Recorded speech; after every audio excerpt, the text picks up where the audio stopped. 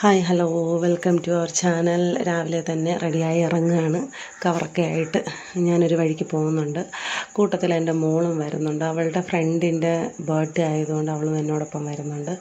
അപ്പോൾ വിചാരിച്ച രണ്ടുപേർക്കും ഒരു റൂട്ടായതുകൊണ്ട് രണ്ടുപേരും ഒരുമിച്ച് അപ്പോൾ പിന്നെ അവൾ ക്യാമറാമാനായി കുറച്ച് നേരം വീഡിയോ എടുക്കാമെന്ന് പറഞ്ഞു.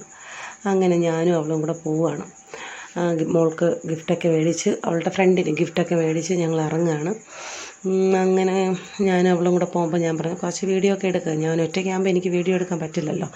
അപ്പോൾ അവളും കൂടെ ഉള്ളതുകൊണ്ട് എനിക്ക് വീഡിയോ എടുക്കാൻ എളുപ്പമായി. അങ്ങനെ കുറച്ചധികം ദൂരമുണ്ട്. ഞാനും മോളും കൂടെ അങ്ങനെ പോവുകയാണ്. ഇത് എറയങ്കോട് മഹാവിഷ്ണു ക്ഷേത്രം. ഇതും കഴിഞ്ഞിട്ട് വേണം അവിടേക്ക് പോകാൻ. എറയങ്കോട് കുറച്ചപ്പുറത്ത് തന്നെയാണ്. ഇവിടുന്ന് ഒരു 4 കിലോമീറ്റർ, ഞങ്ങളുടെ വീടിൻ്റെ അവിടെ നിന്ന് ഒരു 4 കിലോമീറ്റർ വരും അപ്രോക്സിമേറ്റ്. വീടെത്തി അവളെ ഇറക്കി വിടുന്നു. അവൾ ഇറങ്ങി പോകുന്നുണ്ട്. പക്ഷേ ഗിഫ്റ്റ് എടുക്കാൻ പറഞ്ഞു. അങ്ങനെ തിരിച്ച് വന്ന് ഗിഫ്റ്റൊക്കെ എടുത്തുകൊണ്ടാണ് പോകുന്നത്. ഗിഫ്റ്റൊക്കെ എടുത്തുകൊണ്ട് പോയി. അപ്പോൾ ഞാൻ വെയിറ്റ് ചെയ്യുന്നുണ്ട് അതിനകത്ത് ആൾക്കാരുണ്ടോ എന്ന് നോക്കിയിട്ട്. അപ്പോൾ അകത്തേക്ക് ചെല്ലുമ്പോൾ അവളുടെ ഫ്രണ്ട് ഇറങ്ങി വരുന്നുണ്ടായിരുന്നു. പിന്നെ വേറെയും 2 കൂട്ടുകാരും കൂടെ ഉണ്ടായിരുന്നു. അവർ 10th ഒരുമിച്ച് പഠിച്ചതാണ്. അപ്പോൾ ഗിഫ്റ്റിൽ ഇടയ്ക്കിടയ്ക്ക് ഈ ബർത്ത്ഡേ ഒക്കെ വരുമ്പോൾ പോകാറുണ്ട്. ഇവിടെയാണ് എനിക്ക് വരേണ്ട സ്ഥലം. ഞാൻ എനിക്ക് ഒരാൾ കുറച്ച് കോഴിക്കുഞ്ച് തരാമെന്ന് പറഞ്ഞു. നല്ല നാടൻ കോഴിക്കുഞ്ച്. എനിക്ക് കോഴിക്കുഞ്ച് ഭയങ്കര ഇഷ്ടമുള്ള സാധനം. വീട്ടിൽ ഓൾറെഡി 2 ഉണ്ട്. ഞാൻ ഒറ്റയ്ക്കായതുകൊണ്ട് ബോറടിച്ച് ഇങ്ങനെ നടന്നു പോവുക. പിള്ളേരാരെങ്കിലും ഉണ്ടായിരുന്നെങ്കിൽ 2 പേരും എൻ്റെ കൂടെ ഇല്ല. ആ കാണുന്ന വീട്ടിലാണ് ഞങ്ങൾക്ക് പോവേണ്ടത്. കുറച്ചധികം മേളിലേക്ക് പോകണം. എഴഞ്ഞെഴഞ്ഞ് ഇങ്ങെത്തി. പതുക്കെ നടന്ന് ഇങ്ങെത്തി. അപ്പോഴാണ് ട്വിസ്റ്റ്. അവിടെ വന്നപ്പോഴേക്കും എനിക്ക് തരാമെന്ന് പറഞ്ഞ കോഴി അവിടെ ഇല്ല. അവർ കൊടുത്തു കഴിഞ്ഞു. അവരെ വിളിച്ച് പറഞ്ഞിട്ട് ഏകദേശം 2 ആഴ്ചയായി. പിന്നെ തിരിച്ച് ചമ്മി നാറിങ്ങി പോന്നു. അവർ വേറൊരു ദിവസം തരാമെന്ന് പറഞ്ഞിട്ടുണ്ട്. അതായത് ഇനി വയ്ക്കുമ്പോൾ അവർ തരാമെന്ന് പറഞ്ഞിട്ടുണ്ട്. നാടൻ കോഴിക്കുഞ്ഞായതുകൊണ്ട് പെട്ടെന്ന് നിൽക്കത്തില്ല. പെട്ടെന്ന് തന്നെ അവർ കൊടുക്കും. അങ്ങനെ അത് വാങ്ങാമെന്നുള്ള ആഗ്രഹത്തോടു കൂടി വന്നിട്ട് പോയി. അങ്ങനെ തിരിച്ച് വീട്ടിലെത്തി. നല്ല ചൂടായിരുന്നു.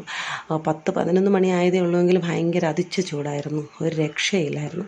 പിന്നെ ഞാൻ വിചാരിച്ചു എന്തെങ്കിലും ചെയ്യാമെന്ന് വിചാരിച്ച് ചിയ സീഡ് എൻ്റെ കയ്യിലുണ്ടായിരുന്നു. അപ്പോൾ പിന്നെ ചിയ സീഡ് കുറച്ച് വേവിച്ച് തണുപ്പിച്ച വെള്ളമാണ് ഈ കാണുന്നത്. ഞാൻ തണുപ്പിച്ച് നന്നായിട്ട് വേവിച്ച് തണുപ്പിച്ചതാണ്. തണുത്ത് കഴിഞ്ഞു. അത് മുട്ടയുടെ സ്ട്രക്ചറാണ്, മുട്ടയുടെ വെള്ളയുടെ സ്ട്രക്ചറാണ്. ഇത് കാണുമ്പോൾ അറിയാം. എടുക്കുമ്പോൾ നമ്മുടെ കയ്യിൽ നിൽക്കത്തില്ല, കൊഴിഞ്ഞങ്ങ് പോവും. നല്ല കട്ടിക്ക് കുറച്ചുകൂടെ കട്ടിയാകും. ഞാൻ അത്രയും കട്ടി എടുത്തില്ല. മുട്ടയുടെ വെള്ളയുടെ ഒരു സ്ട്രക്ചർ ആയപ്പോഴത്തേക്ക് ഞാൻ എടുത്തായിരുന്നു. അത് കഴിഞ്ഞിട്ട് വെള്ളം കുറച്ച് തിളച്ചപ്പോഴത്തേക്ക് നല്ല തിള വന്നു.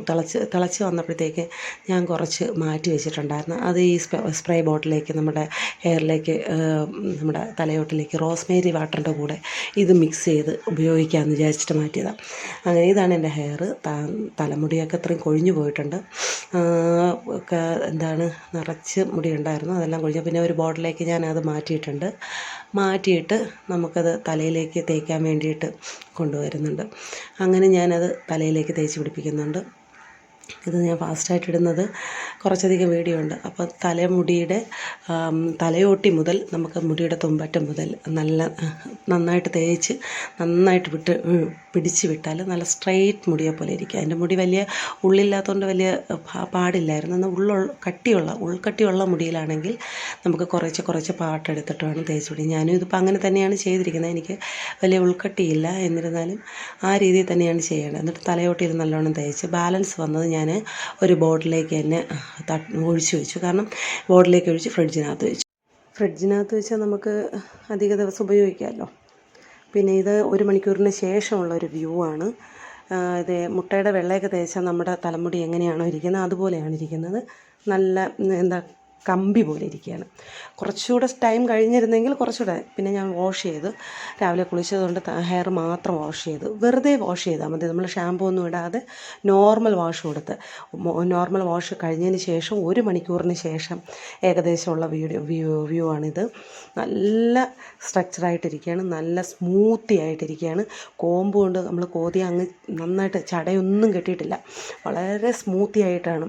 നമ്മൾ കണ്ടീഷണറൊക്കെ തേച്ചാൽ എങ്ങനെയാണോ നമ്മൾ ഹെയർ കിടക്കുന്നത് അതുപോലെ തന്നെയാണ്. നല്ല സ്മൂത്തി ആയിട്ടാണ് നമുക്ക് കാണാൻ കഴിയും.